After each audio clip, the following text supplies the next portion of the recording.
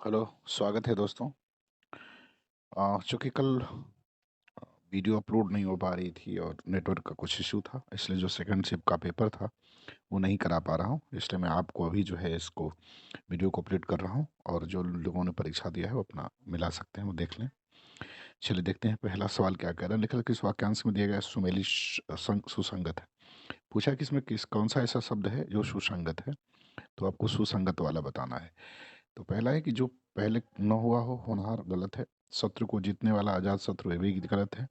आदि से अंत तक, तो ये सही है। आदि से अंत तक इसको अधोपांत कहते हैं। तो सी वाला जो है वो क्या हो जाएगा, वो सही हो जाएगा। ठीक।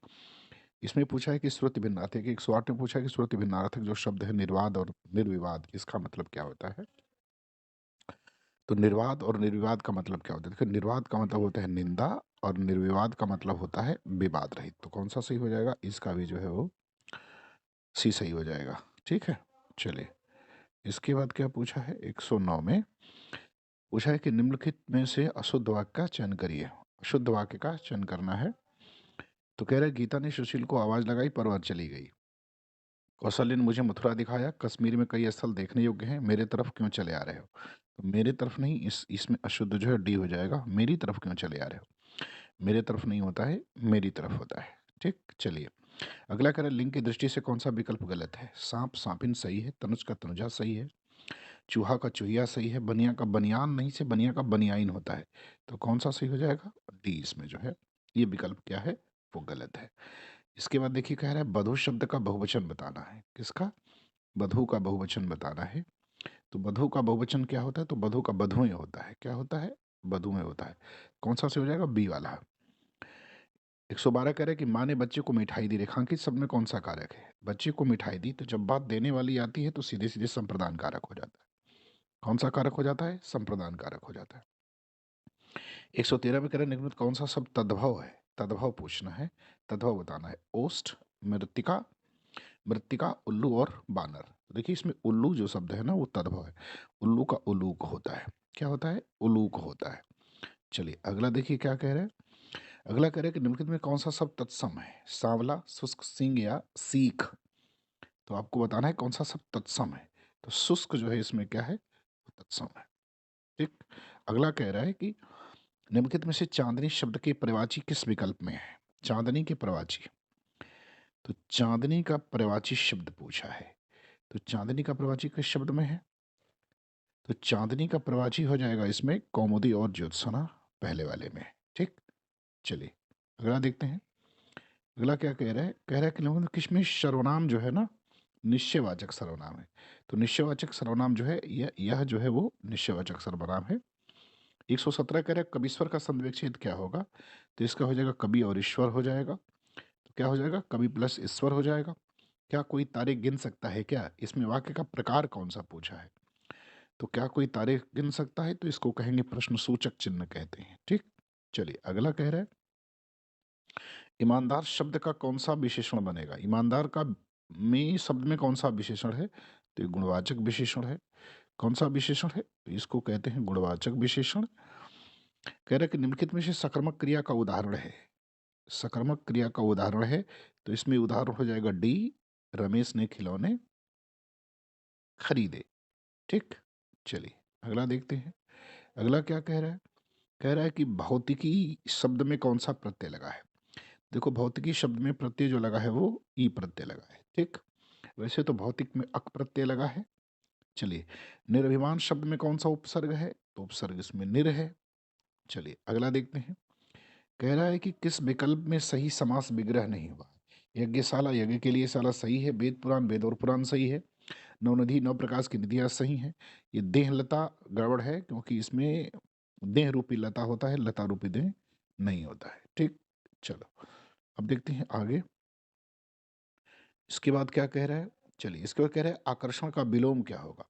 तो देखो भाई आकर्षण का विलोम क्या होता है, तो आकर्षण का विलोम विकर्षण होता है। क्या होता है, विकर्षण। ठीक। चलिए, ये सब और विपत्ति का होना इस अर्थ के लिए सही लोकोक्ति निम्नलिखित में से कौन सी है। तो कह रहा है कि सब और विपत्ति का होना, तो सब और विपत्ति का मतलब हो जाएगा कि आगे कुआं और पीछे खाई हो जाएगा। शांत रस का स्थायी भाव पूछा है, तो निर्वेद हो जाएगा। क्या हो जाएगा, निर्वेद हो जाएगा। चलिए कह रहा है कि शिल्पगत आधार पर दोहे का उल्टा कौन होता है? तो शिल्पगत आधार पर दोहे का उल्टा सुरठा होता है। रहीमन पानी राखी बिन पानी सब सून, पानी गैन उबरे मोती मानुष चून। तो ये तो क्लास वाले सारे सवाल हैं, श्लेष अलंकार होगा।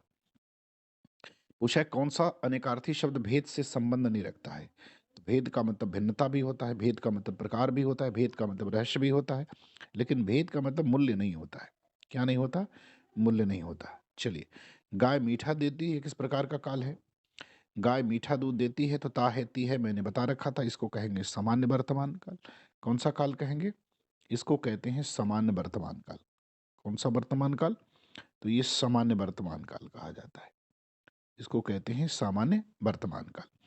उससे पढ़ा नहीं जाता, ये भी क्लास की चर्चा हुई है। चलिए, इसको क्या कहेंगे?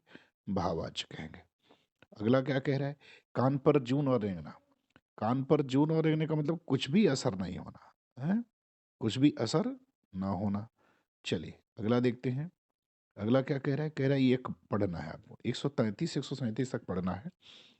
कह रहा है कि महात्मा गांधी अपना काम अपने हाथ से करने पर बल देते थे। प्रत्येक आश्रमवासी से आज्ञा करते थे, आशा करते थे कि वह अपने शरीर के संबंधित प्रत्येक कार्य सफाई तक स्वयं करेगा। उनका कहना था कि जो श्रम नहीं करता वह पाप करता है, और पाप अन्न कहता है। ऋषि मुनियों ने कहा है कि बिना श्रम किए जो भोजन करता है वह वस्तुतः चोर है। महात्मा गांधी का समस्त जीवन दर्शन श्रम सापेक्ष है। उनका समस्त अर्थशास्त्र यही कहता है कि प्रत्येक उपभोक्ता को उत्पादनकर्ता होना चाहिए। उनकी नीतियों की अपेक्षा करने के परिणाम हम आज भी भोग रहे हैं। न गरीबी कम होने में आती है, न बेरोजगारी का नियंत्रण हो पा रहा है। मन न और न अपराधों की वृद्धि हमारे बस की बात हो रही है। दक्षिण कोरिया वासियों ने श्रमदान करके ऐसे श्रेष्ठ भवनों का निर्माण किया है जिनसे किसी को भी ईर्ष्या हो सकती है। अब पूछा है कि गद्यांश का उचित शीर्षक क्या होगा? तो देखो, गद्यांश का उचित शीर्षक पूछा है तो इसमें दो हो सकता है, श्रम की आवश्यकता भी हो सकती है और श्रम सुदृढ़ जीवन का आधार भी हो सकता है। लेकिन जो सबसे उचित माना जाएगा इसमें, वो हम मानेंगे सी वाले को। हो सकता है कि बी भी दे दे, लेकिन सी वाले को मानेंगे, क्योंकि इसमें जो है सुदृढ़ जीवन का आधार, तो श्रम सब कुछ आ जाता है इसमें। ठीक। इसके बाद पूछा है कि समस्त का पर्यायवाची शब्द क्या है? तो समस्त का पर्यायवाची शब्द संपूर्ण होता है। चलिए, इसके बाद पूछा है कि महात्मा गांधी का जीवन दर्शन श्रम सापेक्षता, इसका आशय क्या है? इसका आशय क्या है बताइए? इसका आशय क्या पूछ रहा है? चलिए, तो महात्मा गांधी विचार की अपेक्षा जो है श्रम को क्या करते थे? महत्व देते थे। तो कौन सा सही हो जाएगा? सी वाला सही हो जाएगा। ठीक। चलिए, इसके बाद देखते हैं। इसके बाद क्या पूछा है? चलिए, इसके बाद पूछा है कि आ, गांधी जी ने पापी किसको कहा है ना? गांधी जी ने पापी किसे मानते हैं?